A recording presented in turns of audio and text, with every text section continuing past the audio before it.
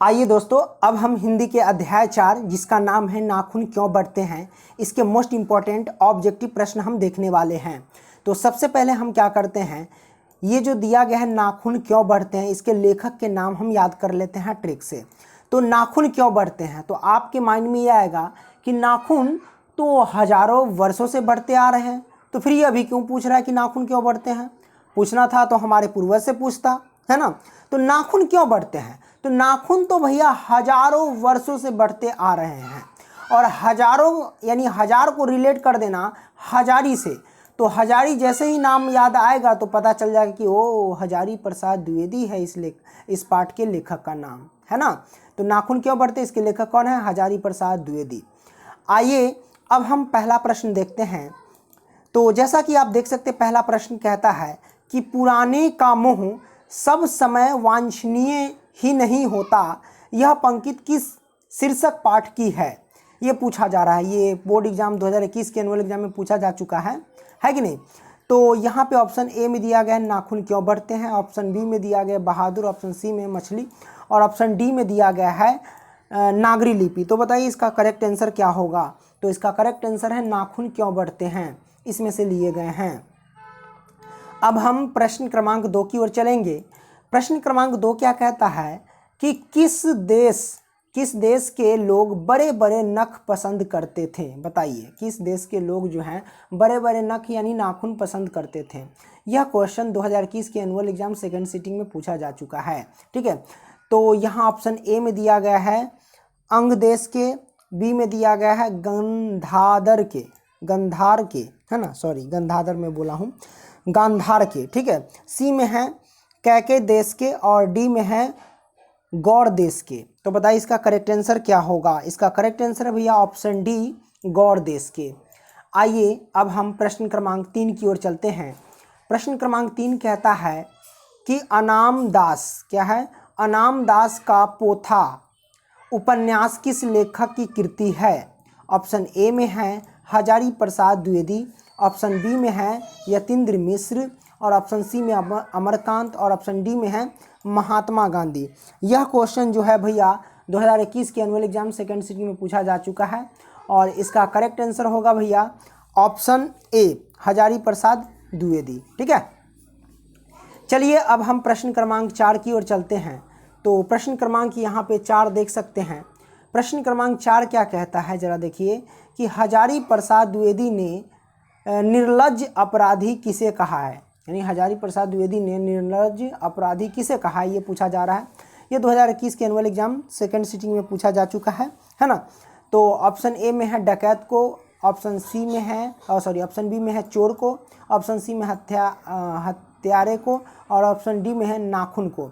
तो इसका correct answer है भैया option D the right answer, नाखून को। ओके, प्रश्न क्रमांक अब हम 5 की ओर चलते हैं। प्रश्न क्रमांक 5 क्या कहता है कि हजारी प्रसाद द्विवेदी द्वारा रचित पाठ कौन है, यानी हजारी प्रसाद द्विवेदी जो जिस पाठ की रचना किए थे उनके नाम बताना है। यह क्वेश्चन 2019 के एनुअल एग्जाम सेकंड सिटिंग में पूछा जा चुका है। ऑप्शन ए में है नाखून क्यों बढ़ते हैं, ऑप्शन बी में है बहादुर, ऑप्शन सी में अभिनव, और ऑप्शन डी में है मछली। इसका करेक्ट आंसर है ऑप्शन ए नाखून क्यों बढ़ते हैं, ठीक है। चलिए प्रश्न क्रमांक हम 6 की ओर चलते हैं। तो प्रश्न क्रमांक 6 क्या कहता है, जरा देखिए ध्यान से कि कौन सा निबंध नई पीढ़ी में सौंदर्य बोध, इतिहास चेतना और सांस्कृतिक आत्मगौरव का भाव जगाता है ना। तो यहाँ पे देख सकते हैं 4 ऑप्शन दिए गए हैं। ऑप्शन ए में है श्रम विभाजन और जाति प्रथा, ऑप्शन बी में है नागरी लिपि, और ऑप्शन सी में है बहादुर, और ऑप्शन डी में है नाखून क्यों बढ़ते हैं। यानी 6 का करेक्ट आंसर क्या होगा।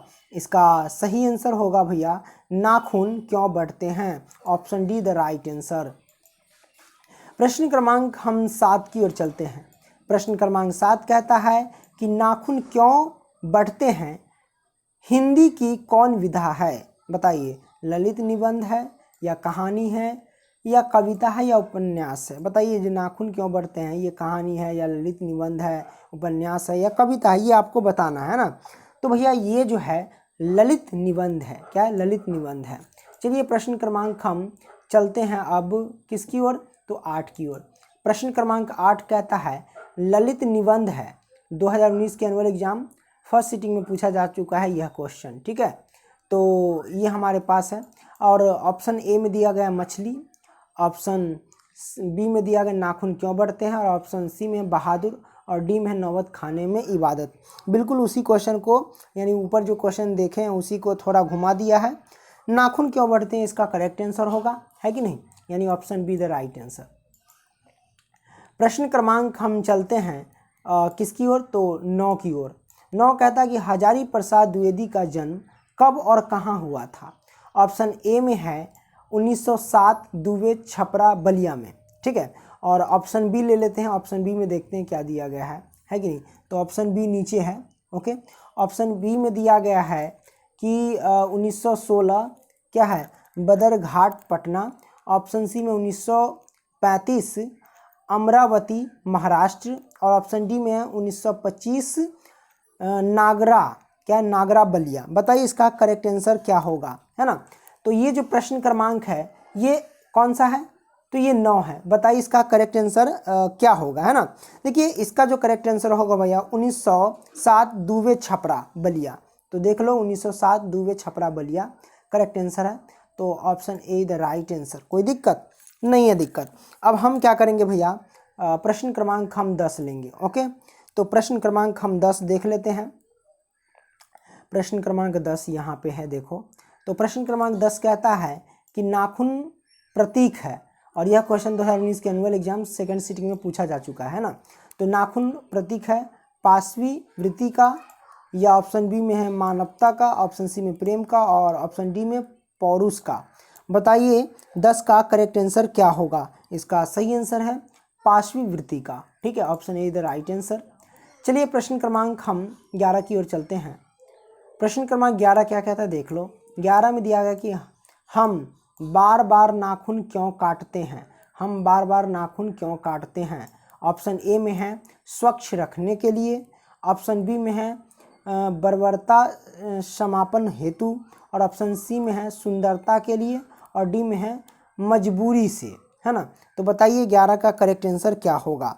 तो ऑप्शन बी में इसका करेक्ट आंसर है बर्बरता समापन हेतु के लिए, ओके। प्रश्न क्रमांक हम चलते हैं किसकी ओर, तो 12 की ओर। प्रश्न क्रमांक 12 क्या कहता है, द्विवेदी जी से किसने पूछा था नाखून क्यों बढ़ते हैं। बताइए, यानी हजारी प्रसाद द्विवेदी जी से किसने पूछा था कि नाखून क्यों बढ़ते थे।